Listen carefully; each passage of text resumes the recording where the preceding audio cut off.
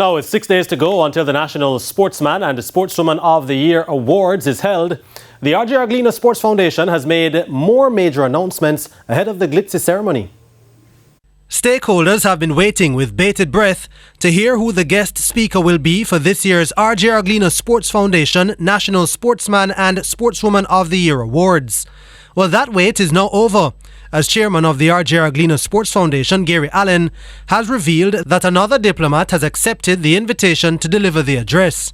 Since the time that we have launched, we had discussions, we were talking to a number of different persons, and I'm pleased to advise that our guest speaker for this year's function will be the new ambassador from the United States to Jamaica, the Honorable Nick Perry.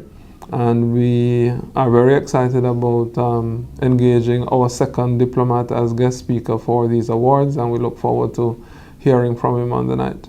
It's the first time the gala will be held in its normal format since the pandemic hit the island in 2020. And while advising guests to observe health protocols, Allen is expecting the usual attendance.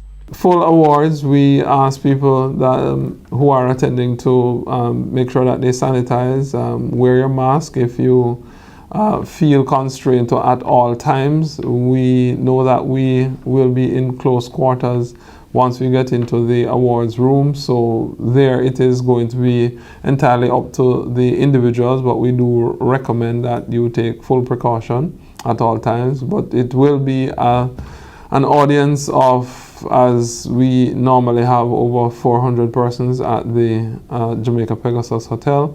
We are expecting as well that our audiences through our partner broadcast entities on television, radio, One Spot Media in Jamaica, in the rest of the Caribbean, and external to the region will be joining as usual.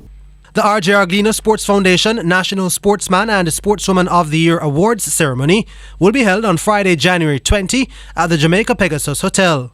Live coverage will be on TVJ, TVJ Sports Network, Hits 92 FM and One Spot Media.